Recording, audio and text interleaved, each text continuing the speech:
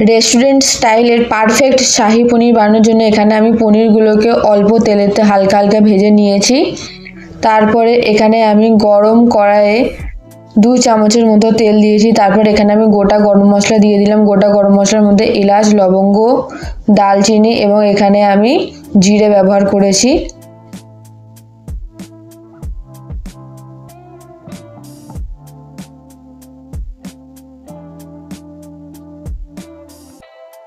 যখন একটা সুন্দর গন্ধ উঠবে তখন এখানে আমি দুটো বড় বড় পেঁয়াজ কেটে রেখেছিলাম, সেটাকে আমরা দিয়ে নিলাম এবং দেওয়ার পরে ভালোভাবে ফ্রাই করে নেব।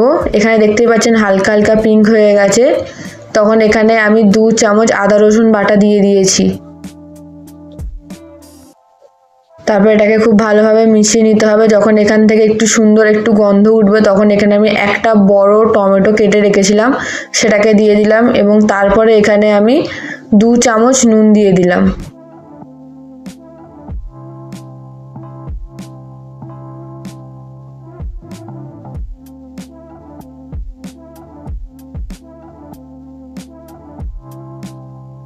এখানে আপনারা দেখতেই পাচ্ছেন টমেটোটা নরম হয়ে গেছে। তখন এখানে আমি 1/4 টিস্পুনের মতো লঙ্কার গুঁড়ো দিয়েছি এবং এখানে আমি ধনে গুঁড়ো দিয়েছি 1 চামচের মতো। 2 চামচের মতো এখানে আমি কাশ্মীরি লঙ্কার গুঁড়ো দিলাম। এখানে 1/4 টিস্পুনের একটু বেশি আমি এখানে হলুদ ব্যবহার করেছি। তারপর এটাকে খুব ভালোভাবে আপনারা মিশিয়ে নেবেন যাতে মশলার কাঁচা গন্ধটা একদম বেরিয়ে যায়। ওভারনাইট কাজু, পোস্ত এবং চালমগজ ভিজিয়ে রেখেছিলাম, সেটাকে আমি পেস্ট করে নিয়েছিলাম এবং এখানে এটি দিয়ে দিলাম। চালমগজের পেস্টটা একটু পরে দেবেন, প্রথমে আগে মশলাগুলো থেকে ভালোভাবে কাঁচা গন্ধটা বার করে নেবেন।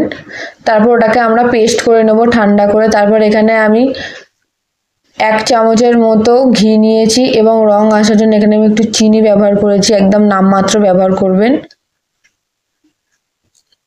তারপর এখানে আমি কাশ্মীরি লঙ্কার গুঁড়ো দিয়েছি ভালো রং আসার জন্য। গরম তেলেতে আপনি কাশ্মীরি লঙ্কার গুঁড়োটা দেবেন যাতে একটু ভালো রং আসে। আপনারা যদি নর্মাল লিকুইডটার ওপরে দিয়ে দেন তাহলে অতটা ভালো রং আসবে না, যতটা তেলে দেওয়ার পরে রং আসবে। এখানে আপনারা দেখতেই পাচ্ছেন যে পুরো পেস্টটা আমি এখানে দিয়ে দিলাম এবং ওই একই পাত্রটা ধুয়ে আমরা এখানে ওই জলটাও দিয়ে দেবো, তাহলে আমাদের মশলাটা নষ্ট হলো না।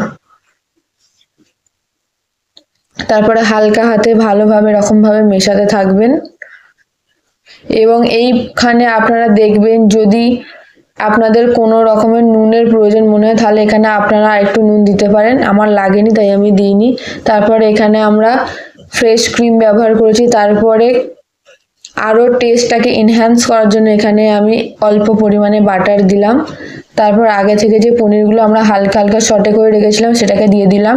এটা পুরোটাই অপশনাল, আপনারা চাইলে পনিরগুলোকে নর্মালি কাঁচাভাবেই ব্যবহার করতে পারেন। এখানে আমি খুবই হালকা হালকা ভেজেছি পনিরগুলোকে। তারপরে ভালোভাবে মিশিয়ে নেবেন এবং নেওয়ার পরে ওপর থেকে আমাদের কস্তুরি মেথি দিয়ে দিলেই আমাদের এখানে শাহি পনির রেসিপি খুবই সহজভাবে তৈরি হয়ে গেল।